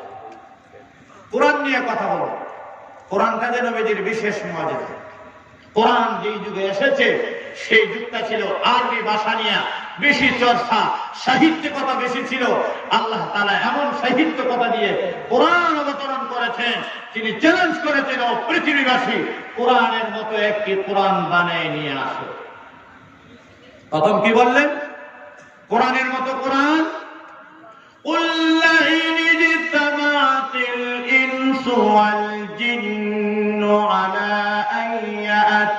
بمثل هذا القرآن الله أكبر।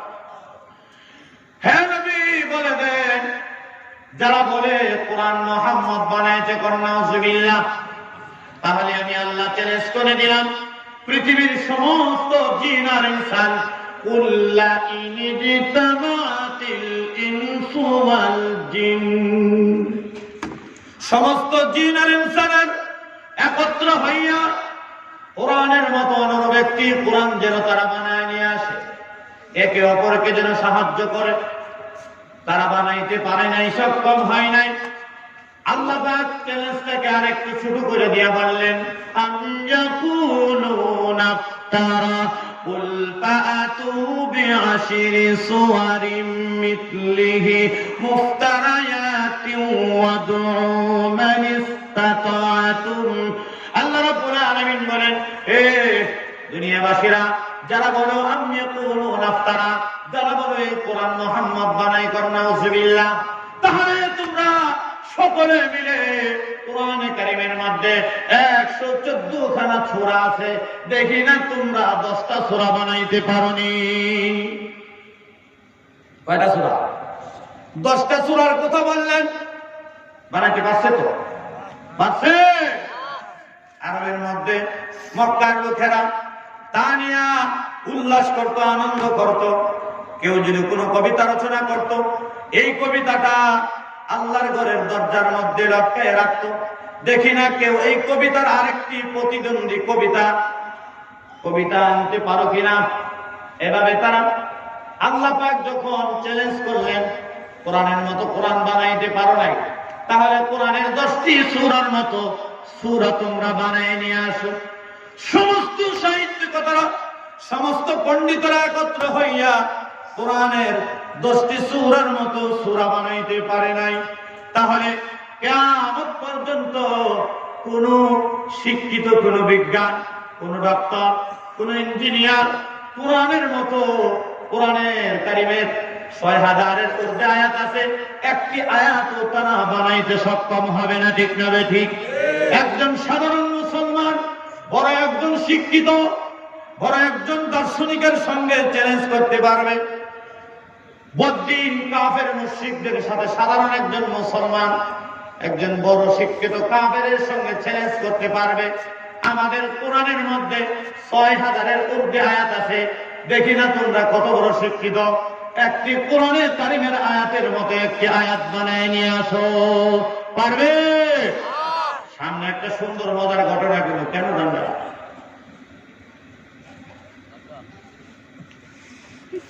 তারপরে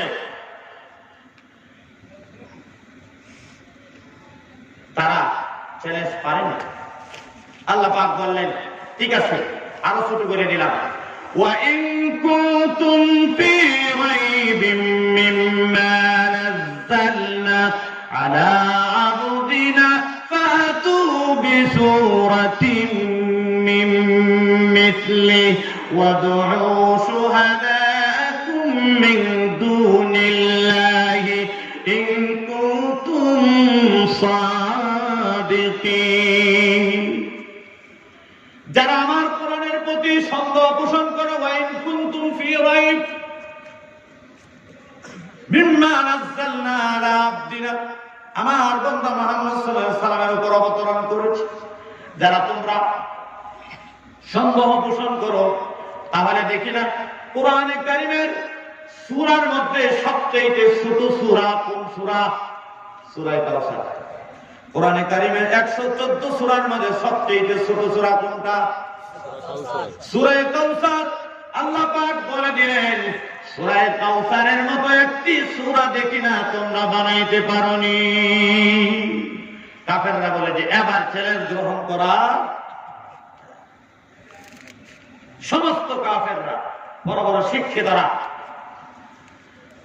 ওলীদ ইবনে মুগীরা মক্কার মধ্যে বড় সাহিত্যিক ছিল, বড় শিক্ষিত পণ্ডিত ছিল, সে বলে আমার মতো লোক এই কোরআন দেখে আমি ঠিক থাকতে পারি নাই, অতএব আমার বিশ্বাস পৃথিবীর কোন কিয়ামত পর্যন্ত কোন শিক্ষিত এসে কোরআনের প্রতি হাত দিতে সক্ষম হবে না, অক্ষমই হবে। ঠিক না?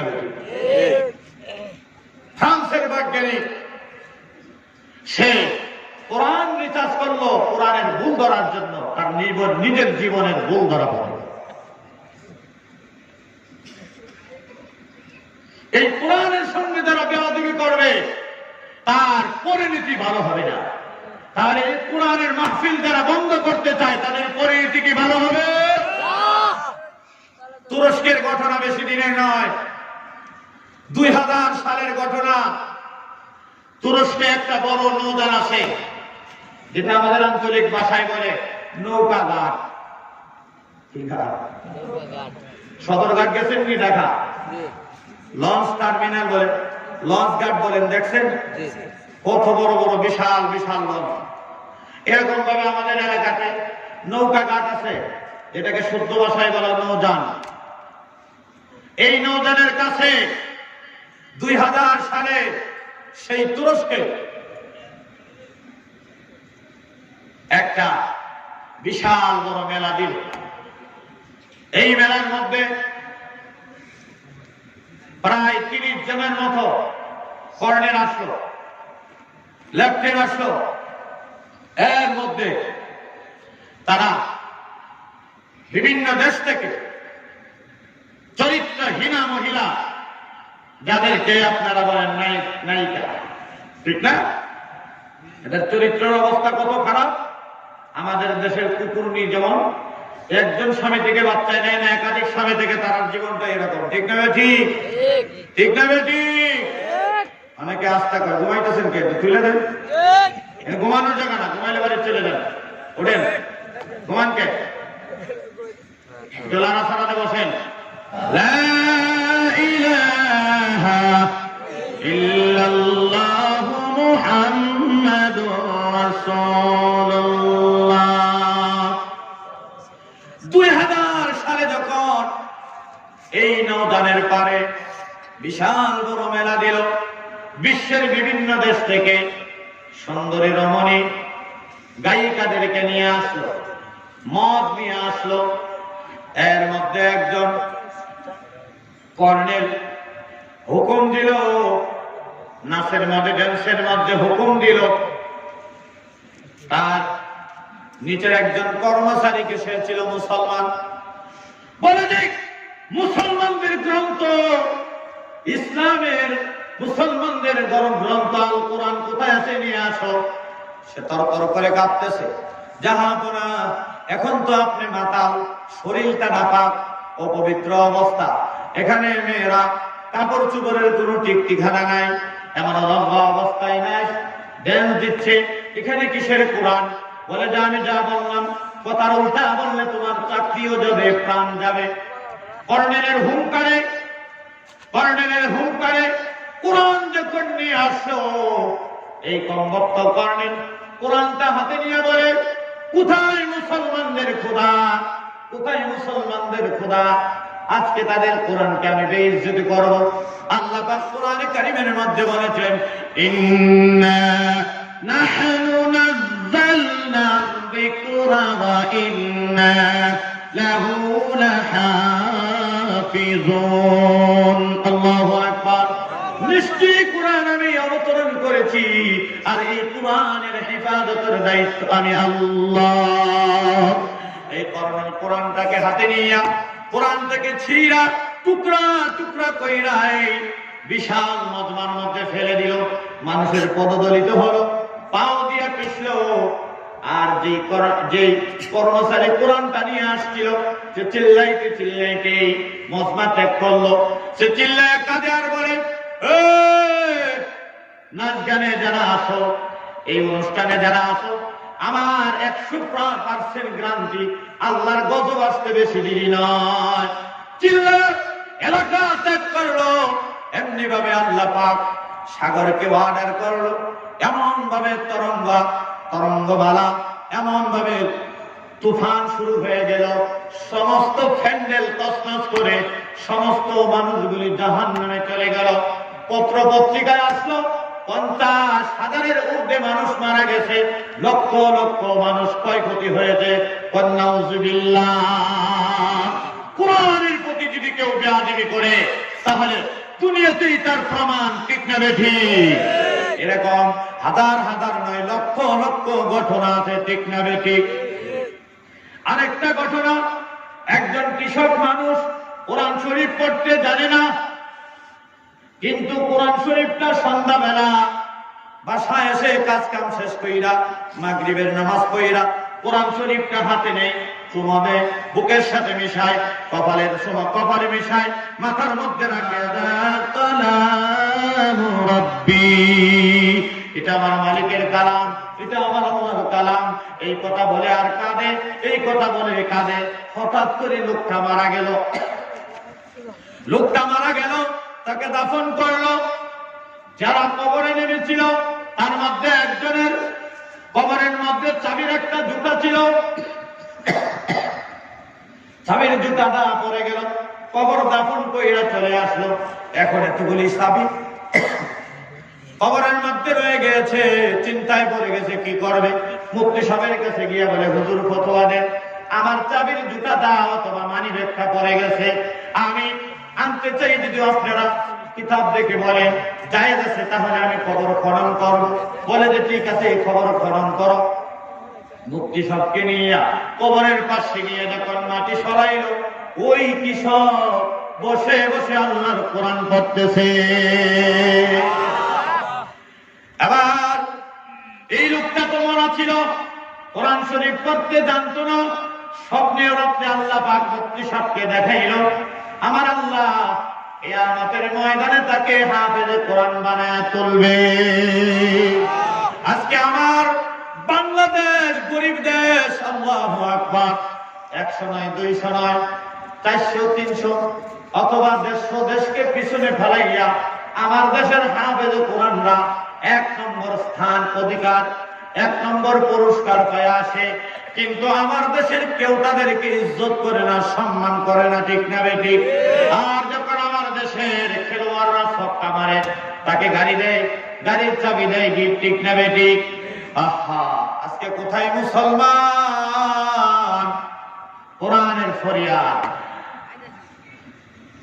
जुज़दान हरीर शमके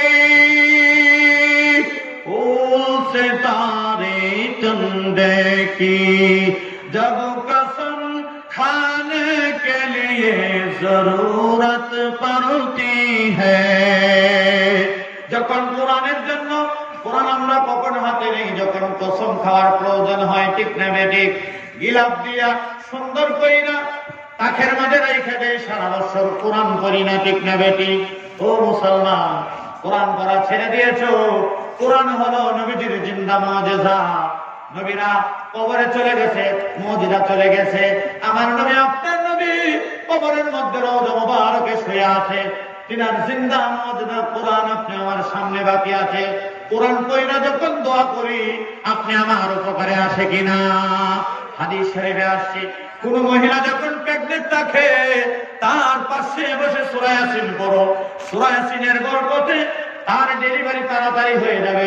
কোন মুসলমান নমস্য অবস্থায় সাকরাতে আছে, তার পাশে বসে সূরাতুল ইয়াসিন পড়ো। সূরা ইয়াসিনের বরকতে ঈমানের সাথে আসানে তার জানটা কবজ হবে, ঠিক না বেঠিক? আজকে কোরআন পড়া ছেড়ে দিয়েছি, কোরআন আমরা ছেড়ে দিছি। কোরআন শুধু মনে করি বাবা মরছে, স্ত্রী মরছে, আইসে মাদ্রাসায় একটা খতম করাইলাম।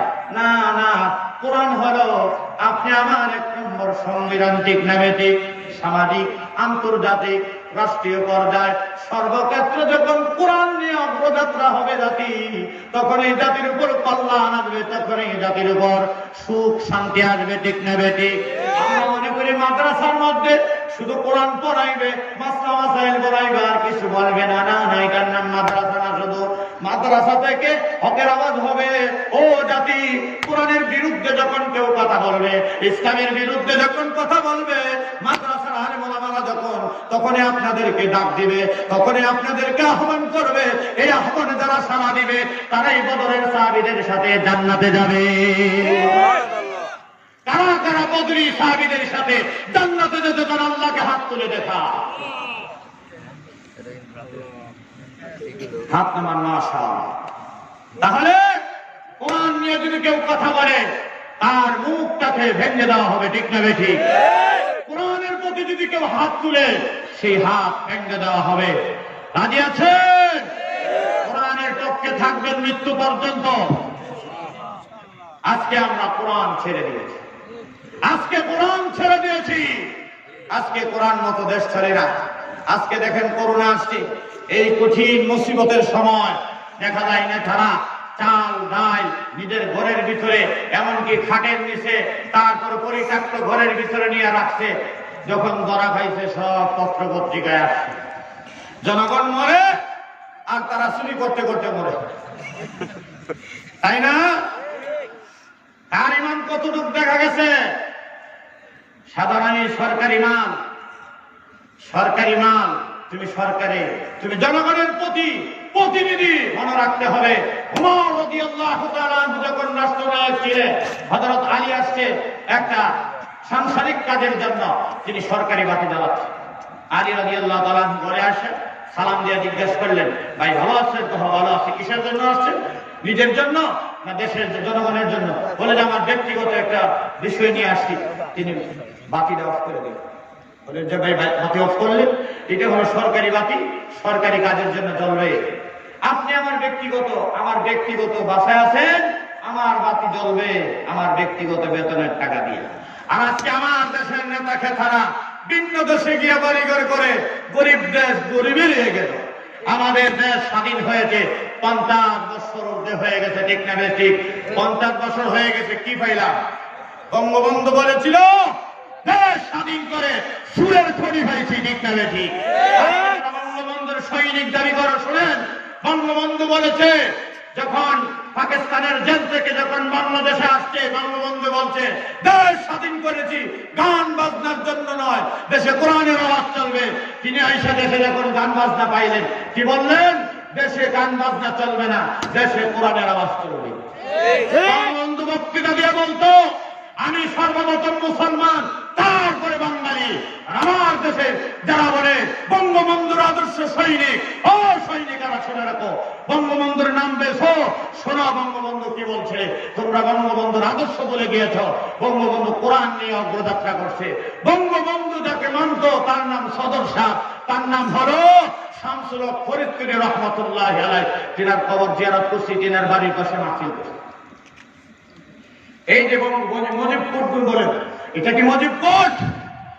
এটা সদস্য হাদিয়া দিছে বঙ্গবন্ধুরে।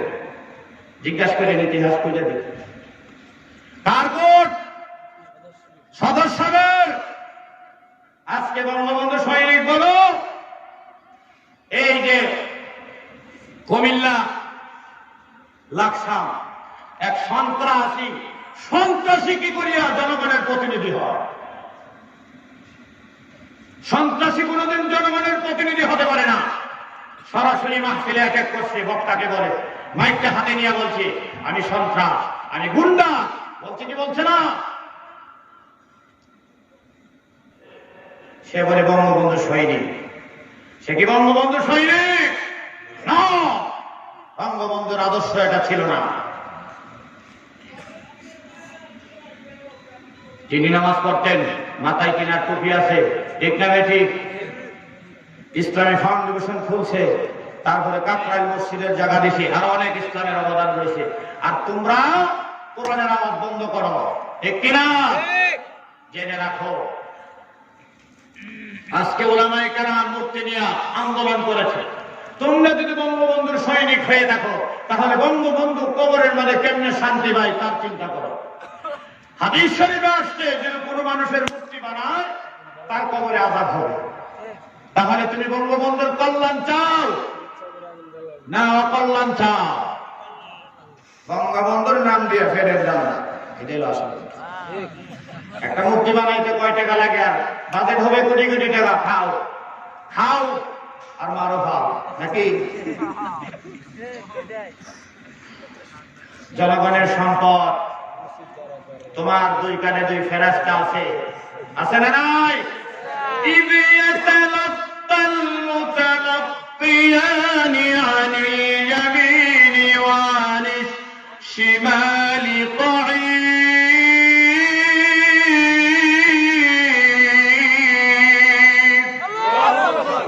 ما يلفظ من قول إلا لديه رقيب عتيد. ও মুসলমান, ও আল্লাহর বান্দা, শোনো, তোমার দুই কাঁধের মাঝে ফেরেশতা আছে কি নাই? إذ يتلقى المتلقيان, কাকে ফাঁকি দিবাই? অফিসের মধ্যে সিসি ক্যামেরা আছে, ইশারাতে বলে বাইরে যাও। কি কয়? ওই ফাইলটা সাইন করতে হলে 10,000 টাকা লাগবে। ওইটা অফিসের ভিতরে সমস্যা আছে, এই সিসি ক্যামেরা আছে। তাহলে সিসি ক্যামেরাকে ফাঁকি দিতে পারো, সরকারকে ফাঁকি দিতে পারো, কিন্তু তোমার দুই কাঁধের মধ্যে যে ফেরেশতা আছে ফাঁকি দিতে পারবাইনি। মা ইয়াকুনু মিন নাজওয়া সালাসাতিন ইল্লা হুয়া রাবিউহুম ওয়ালা খামসাতিন ইল্লা হুয়া সাদিসুহুম। ও বান্দা, দুইজনে মিলা পরামর্শ করো, ষড়যন্ত্র করো। তুমি মনে করিও তৃতীয় জন আল্লাহ আছে, তিনজনে মিলে করো। চতুর্থ জন আল্লাহ আছে, চারজনে মিলে করো। পঞ্চমে আল্লাহ আছে। কম থাকো বেশি থাকো, তোমাদের সাথে কে আছে? ওহুয়া মাকুম আইনামা কুনতুম ওহুয়া মাকুম। হে বান্দা, আমি না তোমার সাথে আছি, কই তুই ونحن أقرب إليه من حبل الوريد এই যে সারা এর থেকে অন্যগতি নিকট ফাঁকি দিবেন কোথায় ফাঁকি দেওয়ার কোন রাস্তা নেই অতএব কোরআনের পক্ষে আসতে হবে এছাড়া কোনো বিকল্প পথ আছে আজকে দেশের মধ্যে জায়গায় জায়গায় যুবকরা গান দিত যাত্রা দিত কয়েকজন নামাজের মৌলবী মিল্লা দেখা কত বা করে আসে আর এখন সেই যুবকরা তাফসীর দেয় ওয়াজ মাহফিল দেয় ভালো হয়েছে না খারাপ হয়েছে এই কোরআনের মাহফিল শুনলে আমার এই যুবকরা ভালো হয়ে যাবে তারা বাবা খাবে না ফেন্সিডেল খাবে না গাঞ্জা খাবে না কোরআনের আওয়াজ বন্ধ হলে শয়তান তাদের অন্তরের মধ্যে কাজ করবে গুনাহ করাবে জঘন্য কাজ করাবে হত্যা করাবে দর্শন করাবে চুরি জিনা ব্যভিচার সব করাবে ঠিক না বেঠিক বন্ধ করলে সব হবে এই ৬-৭ মাসে করোনায় কি হয়েছে দেশে কোরআনের আওয়াজ বন্ধ মসজিদে যাওয়া বন্ধ আবার কি হয়েছে গুনাহ বাড়ছে যখন খুইলা দিল পত্র পত্রিকায় খালি আনুষ্কা আনুষ্কা আনুষ্কা আনুষ্কার মতো কত মেয়ে যে মারা গেল তোর কোনো কি নাই হদিস নাই কোনো খবর নাই যেটা পত্রিকায় এসে সেটা না জানছে